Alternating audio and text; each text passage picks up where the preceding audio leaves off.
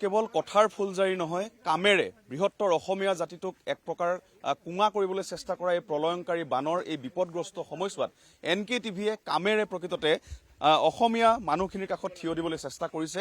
তাৰে এটা দৃশ্যপট আমি আজি নাজিৰাৰ পৰা আপোনালোকক দেখুৱাবলৈ যত্ন কৰিছোঁ। কালিৰ দিনটোত বিহুবৰ, গৌৰীসাগৰ, খনামুখ ইত্যাদি স্থানত যিহেতু সাহায্য বিতৰণ কৰা হ'ল বান বিধ্বস্ত শিৱসাগৰ জিলাৰ বৃহত্তৰ অঞ্চলবিলাকত। আজি আমি দ্বিতীয় পৰ্যায়ৰ আমাৰ যি এই সাহায্য বিতৰণ কাৰ্যসূচী, এই কাৰ্যসূচী আমি আৰম্ভ কৰিছোঁ। এয়া হৈছে প্ৰাৰম্ভিক পৰ্যায়।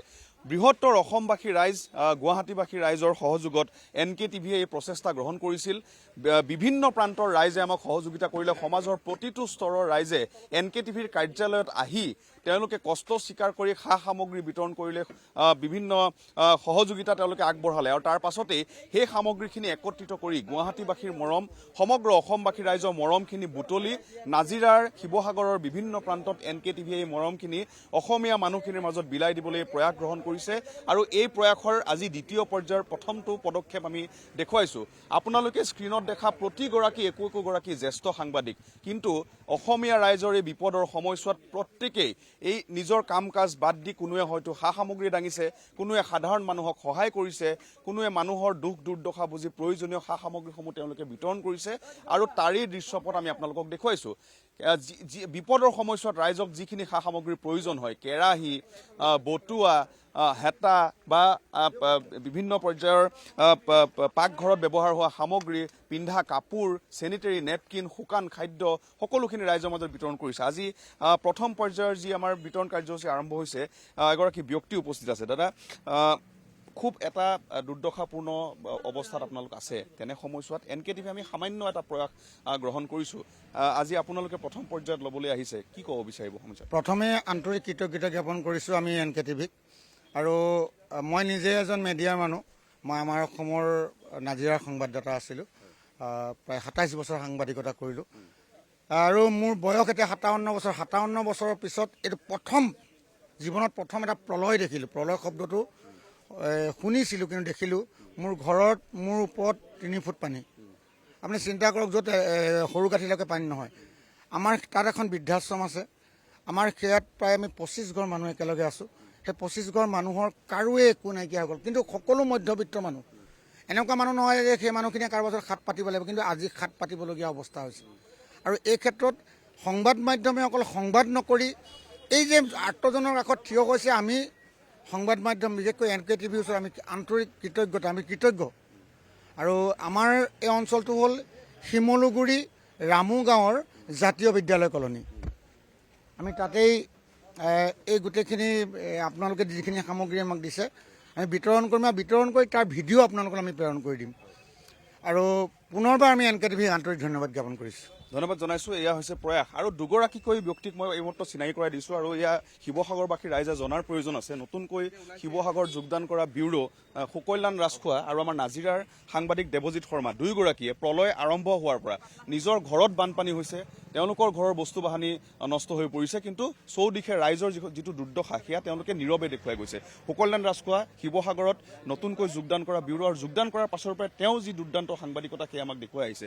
সুকল্যাণ, আপোনাৰ ঘৰতো বানপানী হৈছে, কিন্তু ৰাইজৰ মাজত আপুনি কোনোদিনে যাবলৈ কুণ্ঠাবোধ কৰা নাই। এই কথাখিনি অকণমান ৰাইজে নিশ্চয় জানিব লাগে বুলি আমি ভাবিছোঁ। চাওক, মোৰ নিজৰ ঘৰখনেই পানীৰ তলত আছিল, এতিয়া ঘৰত পলস একাঠো। তেনেকৈ ৰাইজৰ সেৱা কৰি আহিছোঁ। ইয়াত দায়িত্ব ল'বলৈ নাপালোঁ। আহি পাইছিলোহে মাত্ৰ বানপানী, চাৰিওফালে পানী। সেই মহাপ্ৰলয়ৰ সময়কণ মই দেখিছোঁ নিজৰ চকুৰে। গতিকে এতিয়া সেই সময় নহয়, এতিয়া ৰাইজক সহায় কৰাৰ সময়, ৰাইজৰ কাষত থিয় হোৱাৰ সময়। সেয়ে NKTVৰ পৰিয়ালে আৰম্ভ কৰিছিল এই যাত্ৰা। আজি দ্বিতীয় পৰ্যায়ত বিলোৱা হ'ব। কালি সাহায্য বিলোৱা হ'ল। সমগ্ৰ অসমবাসী ৰাইজে সহযোগ কৰিছে। আৰু বিশেষকৈ আমি পূৰ্বৰ পৰা লাগি আহিছোঁ। NKTV পৰিয়ালে সেই দিনাখনৰ পৰা আমি লাগি আহিছোঁ, ৰাইজক সহায় সহযোগিতা আগবঢ়াই গৈছোঁ আমি। আৰু দেৱজিৎ শৰ্মা মোৰ সৈতে আছে, তেওঁ খুব যথেষ্ট কষ্ট কৰিছে। আপোনাৰ দেখিছোঁ চৌদিশে মানে আৰম্ভ হোৱাৰ পৰা আপুনি শুব পৰা নাই, খোৱা বোৱা বাদ দিবলৈ লৈছে। আপোনাৰ ঘৰতো অকণমান কম বেছি পৰিমাণে ক্ষয়ক্ষতি হৈছে, কিন্তু ৰাইজৰ মাজত প্ৰথমৰ পৰাই আছে। চাওক, আজি প্ৰায় 14-15 দিন ঘৰত নাই বুলি ক'লেও ভুল নহয়। ৰাতি 1 বজাত ঘৰ সোমাইছোঁ, ৰাতিপুৱা 5 বজা 6 বজাত ওলাইছোঁ। আৰু এটা কথা ক'ব লাগিব যে নাজিৰাবাসী কাৰোবাৰ যদি দুৰ্গতসকলৰ ওচৰলৈ NKTV হৈ গৈছোঁ, কিন্তু হাতত টোপোলা এটা লৈ গৈছোঁ, আমি খালী হাতে যোৱা নাই। তাৰমানে কাৰোবাক যদি কিবা হয় ঔষধ দুটা হ'লেও, কাৰোবাৰ হাৱাই চেণ্ডেল দুযোৰ হ'লেও, কিন্তু আমি টোপোলা এটা লৈ গৈছোঁ ৰাইজৰ ওচৰলৈ যাওঁতে। কিন্তু আমাৰ কাৰণে এই মুহূৰ্তত অকল বাতৰি নহয়, ৰাইজক উদ্ধাৰ কৰাটো মেইন কৰ্তব্য বা মুখ্য উদ্দেশ্য। গতিকে আমি এটা টোপোলাৰ সৈতেহে ৰাইজৰ ওচৰলৈ গৈছোঁ কাৰোবাৰ ওচৰলৈ যাওঁতে। আৰু এতিয়াও এই মুহূৰ্তটো যদি ক'বলৈ যোৱা হয়, মানে সময়টো 24 ঘণ্টা সময়টো এই মুহূৰ্তত কম হৈছে, এনেকুৱা এটা অৱস্থা ৰাইজৰ যিটো অৱস্থা চলি আছে এই মুহূৰ্তত। ধন্যবাদ জনাইছোঁ। বনজিৎ কলিতা গুৱাহাটীৰ পৰা আহি তেওঁ নাগালেণ্ডৰ যি দুৰ্দশাগ্ৰস্ত অৱস্থা, এই সমগ্ৰ বানপানীৰ যিটো উৎস, তেওঁ বাটকুৰি বাই পাহাৰৰ লুংলুঙীয়া বাটেৰে পিছল বাটেৰে পৰি ধৰি ৰাইজক সংবাদ দিবলৈ কিন্তু তেওঁ কুণ্ঠাবোধ কৰা নাই বা পিছ হুৱকি ৰোৱা নাই। বনজিৎ কলিতা, আপুনি গুৱাহাটীৰ পৰা আহিব লগা হ'ল, প্ৰথম অৱস্থাৰ পৰা এই যি প্ৰলয় আপোনালোকে চকুৰ সন্মুখৰ পৰা দেখিলে, ৰাইজক দেখুৱাই থাকিলে, এই মুহূৰ্ততো কিন্তু সাহায্যৰ সময়তো আপুনি লাগি আছে। চাওক, যেতিয়াই এটা স্থানলৈ গৈছোঁ, ইয়াত দেখিছোঁ প্ৰত্যেকটো পৰিয়ালৰে এটা এটা কাহিনী আছে। প্ৰত্যেকখন গাঁৱেই সৰ্বস্ব হেৰুৱাইছে।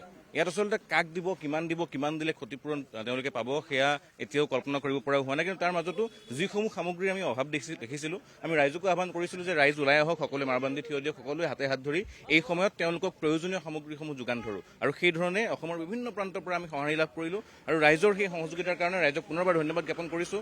ইয়াত এই গ্ৰাউণ্ডত থকা সময়ছোৱাত মানুহবিলাকৰ সেই দুখবিলাক দেখিছোঁ। মাতৃহাৰা পিতৃহাৰা একোটি শিশুৱে কোনো গোহালি সদৃশ পৰিৱেশত এই বানৰ সময়ত থাকিবলগীয়া হৈছে, সেই পৰিৱেশ আমি দেখিছোঁ। আৰু সেয়েহে কৈছোঁ যে এতিয়াও তেওঁলোকৰ দুখ শেষ হোৱা নাই। এখন ঘৰ নিৰ্মাণ কৰিবলৈ তেওঁলোকক টিংপাতৰ প্ৰয়োজন, ঘৰত ব্যৱহাৰ কৰিবলৈ শুবলৈ এখন বিচনাৰ প্ৰয়োজন, তেনে বহু সামগ্ৰীৰ প্ৰয়োজন হৈ আছে এই লোকসকলক। গতিকে যিসকল লোক আহে তেওঁলোকে চাউল দাইল অনাৰ লগতে এইসমূহ সামগ্ৰী যদি যোগান ধৰিব পাৰে, কিছু সহায় হ'ব।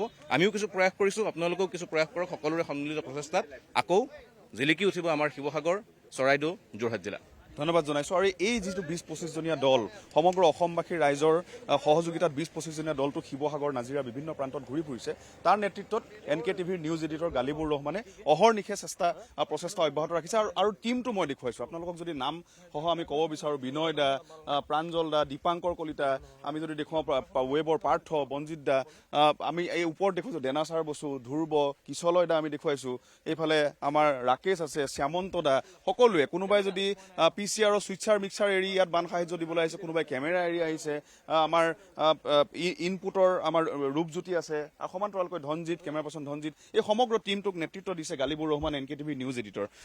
দাদা, শিৱসাগৰৰ যিখিনি স্বৰ্গদেউ চহৰৰ অসমীয়া মানুহখিনি এক প্ৰকাৰ বিধ্বস্তৰ মাজেৰে এই মুহূৰ্তত দিন পাৰ কৰিছে। আৰু NKTVয়ে সমগ্ৰ অসমবাসীৰ ৰাইজৰ সহযোগত এটা সামান্য প্ৰয়াসে গ্ৰহণ কৰিছে। আপুনিও ঘূৰি ফুৰিছে, আহি টীমটোক নেতৃত্ব দিছে, কি ক'ব বিচাৰিব সময়ছোৱাত?